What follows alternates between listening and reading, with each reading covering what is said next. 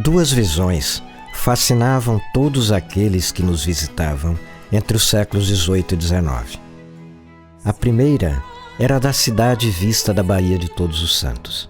A segunda, a da Baía de Todos os Santos, vista da cidade. De um ângulo, a cidade erguendo-se em anfiteatro, sob o forro alto, claro e azul do céu tropical da Bahia. De outro ângulo, o mar a seus pés, o desenho caprichoso das ilhas, a península ao longe, o sol rebrilhando nas águas, o azul marinho se estendendo na amplidão, como se a cidade alta fosse, toda ela, um mirante.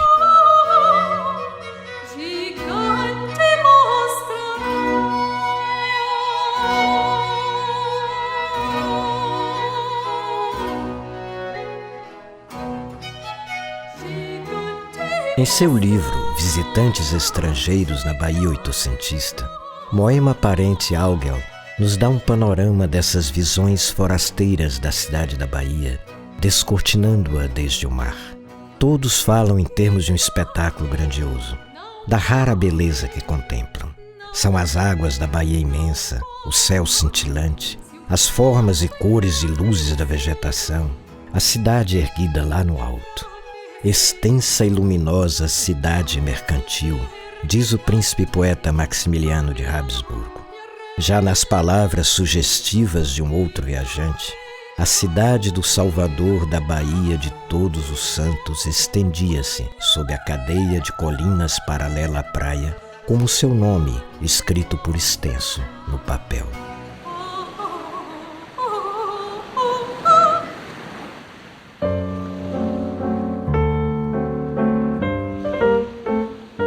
A outra visão, a do mar visto de Salvador, a do magnífico panorama da Bahia, é o prêmio que os visitantes recebem quando alcançam a cidade alta. Eles parecem enfeitiçados pelo milagre diário da paisagem marinha da Bahia baiana. Mas a paisagem urbana que encontram naquela cidade alta também os encanta. É a parte clara da cidade, a cidade do poder, a cidade eclesiástica e residencial, a cidade da riqueza, das praças amplas e arejadas, das igrejas grandiosas, estirando-se por um vasto planalto, sem cessar refrescado pelas brisas marinhas. Como bem resume Moema Parente Augel, o que eles divisam ali é a cidade cartão postal, cidade jardim, cidade residencial, cidade paradisíaca, silenciosa, calma, arejada e cheia de luz, a cidade dos senhores.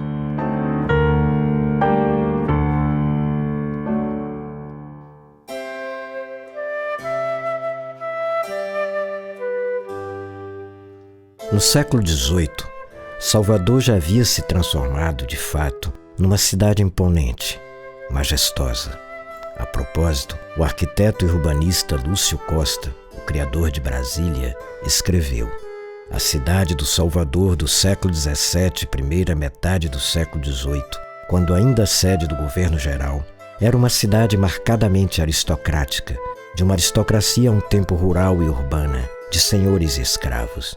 E a arquitetura de suas grandes casas, de porte severo e nobre, onde avultam belas portadas e lenços de pedra, quer dizer, peitoris inteiros e cantaria, não teve paralelo no país, salvo a imponente casa chamada dos Contos em Ouro Preto, com seu senhorial saguão tipicamente português.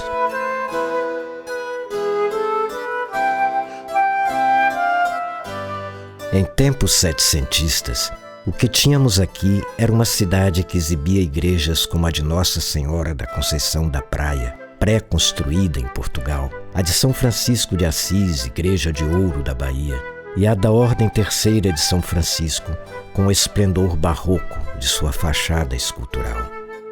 Convento de Nossa Senhora do Monte do Carmo e o Mosteiro de São Bento. Prédios e mais prédios erguidos para a glória de Deus. As arquiteturas civil e militar também faziam luzir as suas joias, quase sempre em edificações que vinham do século anterior e experimentavam reformas, como nos casos bem conhecidos, sempre citados, do Forte de Santo Antônio da Barra, na antiga Ponta do Padrão, que então ganhou uma torre quadrada para servir de farol, do Forte de Santa Maria e do Forte do Mar, o Forte de São Marcelo, assim descrito pelo poeta modernista Oswaldo de Andrade. Panela de pedra da história colonial, cozinhando palmas.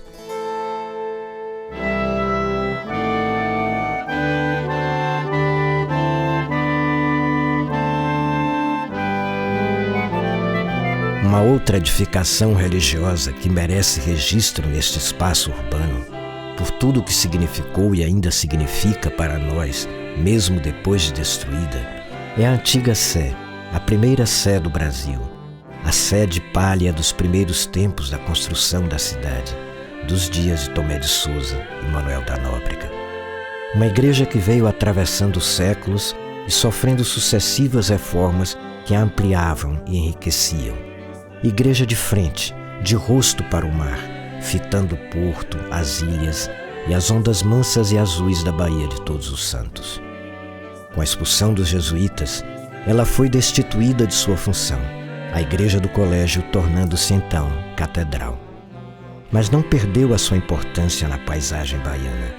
Permaneceu nítida no tecido citadino ao fim da Rua da Misericórdia. E ainda hoje, depois de demolida pela marcha da insensatez que nos feriu nas primeiras décadas do século XX, dá nome ao local onde existiu, Praça da Sé.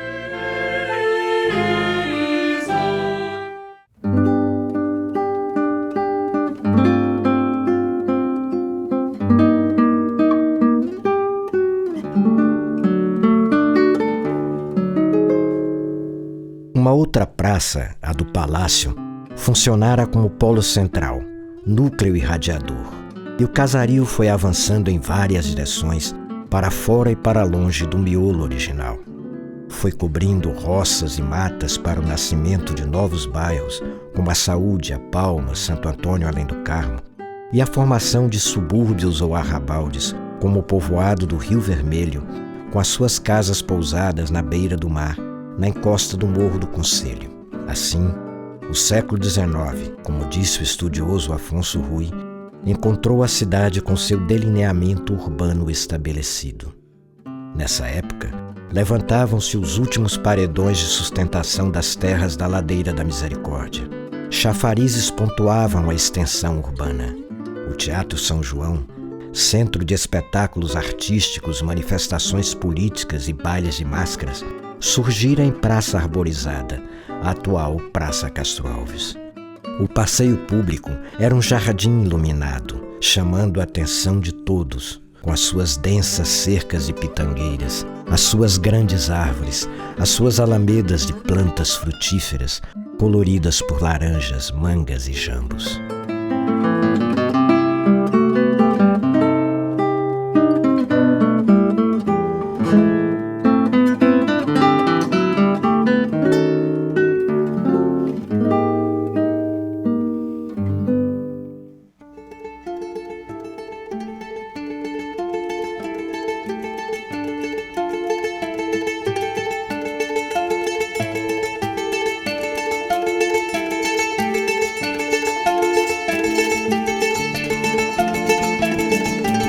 A segunda metade do século XIX foi para nós um tempo de crescimento populacional e de expansão citadina.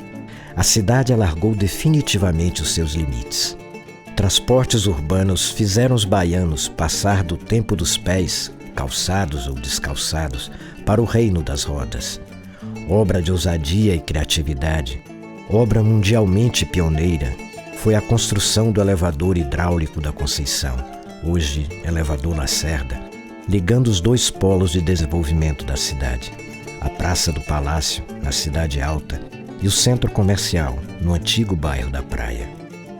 No final do século, os bondes puxados por parelhas de burros ou mulas cederam lugar aos veículos que deslizavam eletricamente sobre trilhos. E a luz elétrica tomou conta da cidade, clareando ruas, repartições públicas e casas particulares, algumas das quais exibindo a novidade dos aparelhos telefônicos.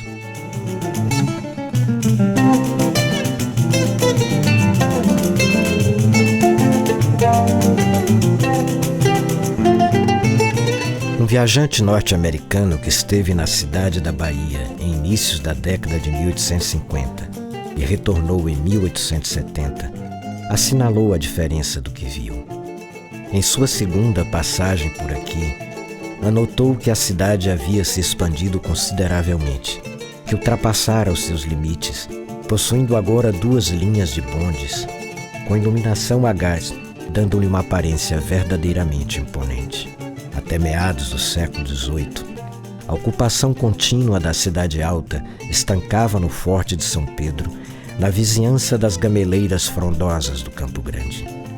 Mas outros pontos periféricos de povoação existiam, e a expansão continuava. Em Notícia da Bahia, em 1850, Pierre Verger observa que, pela metade do século XIX, os bairros elegantes começaram a se deslocar para o norte da cidade. Uma estrada fora traçada ao longo do alto da colina, caminho chamado, em virtude de sua pouca largura, Corredor da Vitória. Em meio aos arrabaldes, a antiga freguesia da Vitória, agora ligada a Canela, a Graça, a Barra, converteu-se em área residencial favorita de estrangeiros, de diplomatas e negociantes ricos que iam a cavalo para os seus escritórios na zona mais propriamente urbana.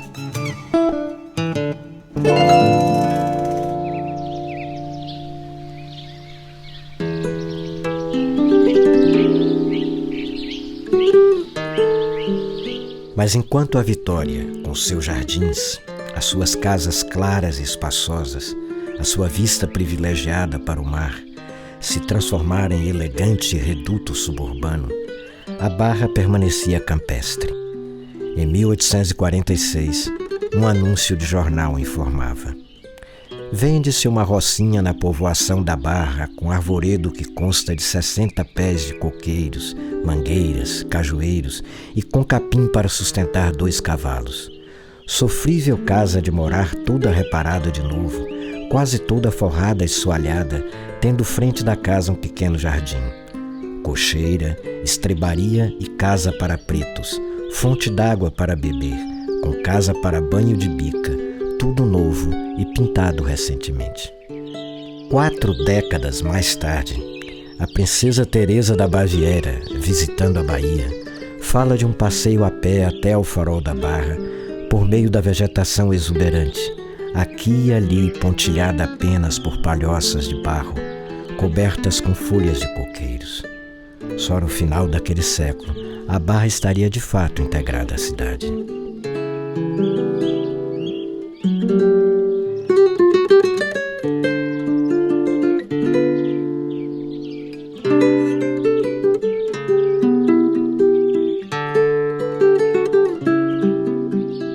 A cidade era toda ela envolvida por uma vida natural que encantava.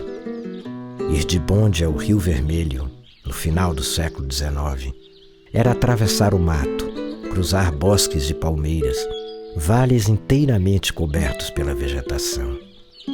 No dique, além da riqueza da vegetação, com as suas sombras e plantas aquáticas, as suas mangueiras e bananeiras, e da beleza misteriosa daquela água densa, era possível ainda ver jacarés. Não surpreende, pois, uma anotação de Charles Darwin, o pai da biologia contemporânea, feita numa escala baiana do navio Beagle em que viajava. A elegância da relva, a novidade das parasitas, a beleza das flores, o verde luzidio das ramagens e, acima de tudo, a exuberância da vegetação em geral foram para mim motivos de uma contemplação maravilhada. Para o amante da história natural, um dia como este traz consigo uma sensação de que jamais se poderá, outra vez, experimentar tão grande prazer.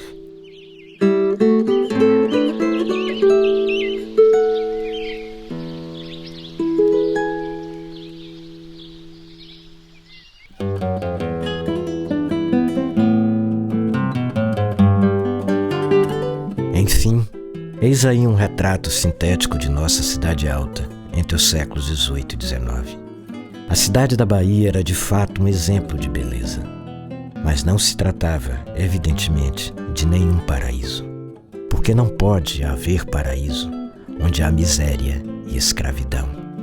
E esta nossa cidade, com todas as suas luzes e todas as suas cores, foi, quase até ao final do século XIX, uma cidade de senhores e de escravos, com as consequências que tão bem conhecemos, já que ainda se desdobram em nossos dias.